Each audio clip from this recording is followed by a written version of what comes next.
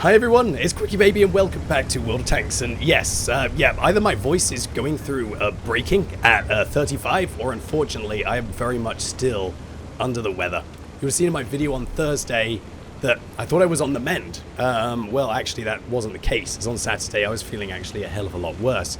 I'm feeling good enough now to be able to make a video, and it's just so boring for me to sit around and not create all the time, and literally just all I'm doing when I'm not doing a stream or making a YouTube video is just trying to rest and just get better. Man, whatever this is that's caught me is definitely hitting me very hard. In today's video we're going to be talking all about the Object 279E in a game today played by our hero, who is called Folk UA. I guess UA for Ukraine. Right, it's been absolutely wonderful to see so many Ukrainian players jumping across onto the European server over the last few months. And today you're going to see what the power of a Ukrainian player in one of the most broken tanks in the game, the Object 279E, can achieve. Today's video, we're not only going to be checking out the awesome gameplay from Folk, but what we're also going to be talking about is why Wargaming's balancing practices, and the fact that they apparently want to start to balance a lot more tanks this year, is going to be completely powerless or impotent unless they actually address all of the vehicles. Wargaming have got this policy inside the game where they refuse to balance out non-tech tree tanks. If a vehicle is a reward tank, or if it's a premium vehicle, Wargaming just refuse to balance it.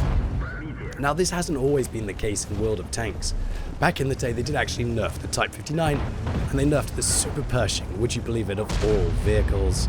And the ramifications were that Wargaming allowed people to get, I believe, refund on the Super Pershing when they nerfed it, and I'm not sure they really did too much for the Type 59. Since then, they haven't really done anything with regards to nerfing, apart from buffing reward or premium vehicles.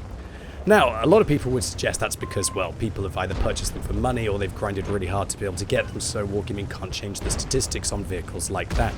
However, I don't really think there's anything legislative regarding stopping Wargaming actually nerfing a premium vehicle. They are perfectly within their right to do so.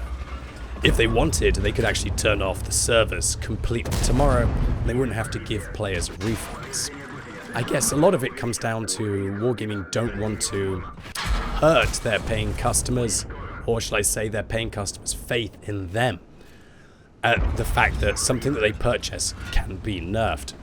But what I think that they're actually doing by not nerfing vehicles, even premium ones that have been purchased, is that they're making it so that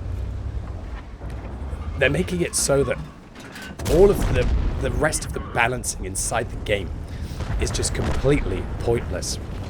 And unfortunately, while they could do the good move of nerfing the AMX M454 to hopefully return a semblance of balance to tier 10 heavy tanks, at least with regards to the tech trees, until they nerf the 279E, until they nerf the Chieftain, this all doesn't really matter, at least regards to the random queue. All that the nerf of the AMX M454 has done is made it so that people who still have the 279E and still have the Chieftain now have even more of an advantage than they did while the M454 was actually buffed up. Now these vehicles, with statistics all the way across the board in areas that you really need to be dominant inside the game, are just able to do that, dominate World of Tanks. And there's absolutely no reason why Wargaming couldn't make one or many changes to the 279E to balance it out. So, instead of this just being like a random hate, effectively, on Wargaming's balancing department on the fact that they don't do the right thing, and I thought I'd also address why specifically the 279E has reached these kind of ridiculous levels. Well, firstly is the fact that the vehicle has no lower plate. A vehicle which doesn't have a weak point in that regard is absolutely no problem. You could have a weak point on top of the tank.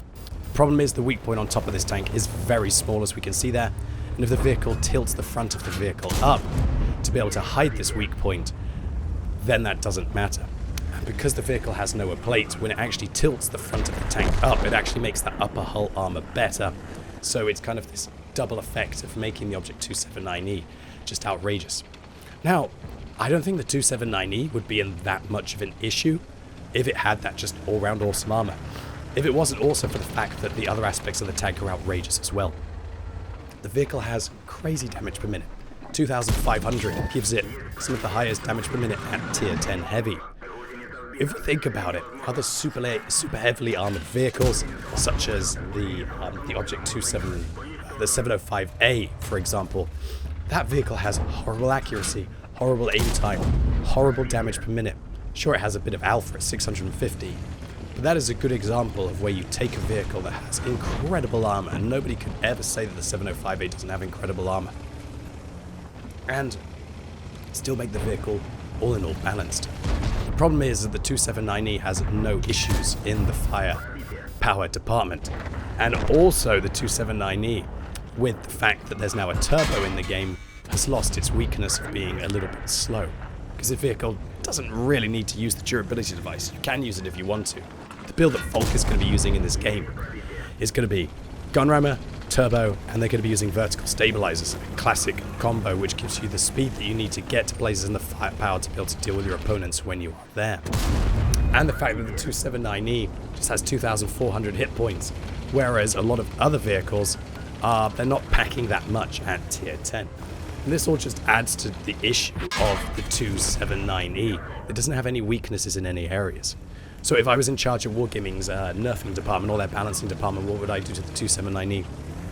There's a few things that you could do without destroying the essence of the vehicle, which is this super heavy juggernaut that just can bounce a lot of tanks. Firstly, you could just shave off 10% or even 15% of the damage per minute. You could actually maybe keep its reload what it is and lower its alpha damage from 440 to 400. And that would be a big step in the right direction. It would still give the vehicle a fairly decent rate of fire, but it would just mean that it starts to get out-traded by certain other tanks, whereas right now with that 440 advantage, it means it can deal with medium tanks very well indeed. The other thing that you could do to this vehicle is nerf its engine power. It's currently above 14, with not great ground resistances, but not bad ground resistances. But the fact that this vehicle gets a field mod which allows you to increase the top speed of the tank by, I believe it's 4 kilometers an hour forwards. When you combine that with a turbo, the 279E is not just a super heavy tank. It's a super heavy tank that has the mobility to be able to get wherever it wants on the battlefield. That is really the problem with a vehicle like this. It's just the be-all, end-all juggernaut, gets around, does what it's want. The other way that Wargaming could balance out this vehicle is by reducing the penetration of its premium rounds. This would be a pretty ugly change to the vehicle for a lot of people who exclusively load gold rounds here, like Falk did mostly in this battle. But that would mean the 279E maybe would have to expose itself a little bit more to be able to penetrate its opponents. Unlike, as we saw here, where Falk was able to just expose most of his armor while engaging the, not expose most of his armor, but he could sit very safely without exposing some more of his weak points against the 263. If the vehicle had to flank and try and get the side rather than just use 340 heat pen to bludgeon their way through the front of somebody's turret, then the 279E player might have to put themselves in an uncomfortable position where they get caught out. And all this means that players like Falk is able to achieve just ridiculous, game-breaking impacts. 13,600 damage. To put that into perspective, look at the top of the screen. That's 7. So if we take like one of those and then add another one, literally Falk did about half the damage in this battle. In addition to this 13,000 damage, which gives them a high caliber, they get a Radley Walters medal for their 8 kills and a Steel Wool medal for blocking 5,800 damage, enough to kill the vehicle at least 2 times over. And so while I'm really happy that Wargaming will be buffing and nerfing vehicles as a matter of priority this year in this kind of new Wargaming, I guess, post-Belarus. And apart from the joke of Wargaming nerfing the Progetto 65 because they made it too popular by including it in in-game events, I think they did a really good job all in all with the buffs and the nerfs in recent patches. If we go and take a look to the Centurion Action 10, for example, you'll notice that while the Centurion Action 10 is definitely now performing very well indeed, if we were to take a look in the last 3 days on the EU server, with now the Centurion Action 10 backing a 50.54 win ratio. A lot of that will be because a lot of very good power players are only playing the tank now to be able to grind out their stats in it, or to be able to grind out their third mark of excellence. But the vehicle is still underperforming, at least with regards to win ratio compared to the CS63. So it really shows you that Wargaming, unlike with the AMX M454, that they buffed it far too much, I think that they've probably hit the nail on the head with the Centurion Action 10. But Wargaming, the real problem is that unless you do nerf the vehicles that are seriously causing issues, like the 279E and the Chieftain, then all of your buffs and nerfs to the tech tree tanks don't really matter. And all they really do is mean that the 279E and the Chieftain have less competition, at least with regards to the nerfs. And honestly, if they were to nerf the 279E and the Chieftain, sure, they'd probably get a few salty players who feel like they wanted their flatly overpowered tank to be flatly overpowered.